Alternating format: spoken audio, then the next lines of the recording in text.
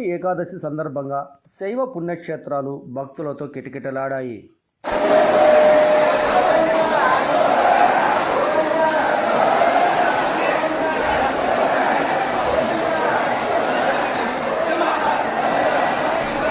శ్రీ సత్యసాయి జిల్లా కదిరి నియోజకవర్గం కదిరిలో వెలసియున్న శ్రీ కాదిరి లక్ష్మీ నరసింహస్వామి ఆలయానికి ముక్కోటి ఏకాదశి పర్వదినాన వేల సంఖ్యలో భక్తులు శ్రీ లక్ష్మీ నరసింహస్వామికి ప్రత్యేక పూజలు నిర్వహించి ఉత్తర ద్వారం ద్వారా స్వామివారిని దర్శించుకుని తమ మొక్కులు తీర్చుకున్నారు.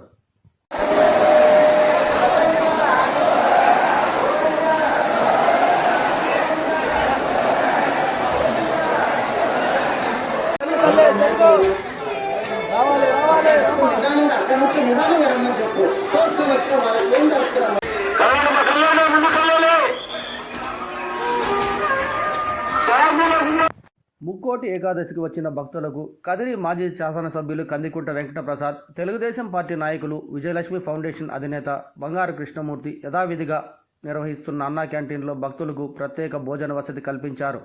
స్వామివారిని దర్శించుకున్న భక్తులకు అన్నా క్యాంటీన్ నిర్వాహకులు కృష్ణమూర్తి, హర్షవర్ధన్ కుటుంబ సభ్యులు అన్నదానం చేశారు. ఈ కార్యక్రమంలో భక్తులు పెద్ద సంఖ్యలో పాల్గొన్నారు.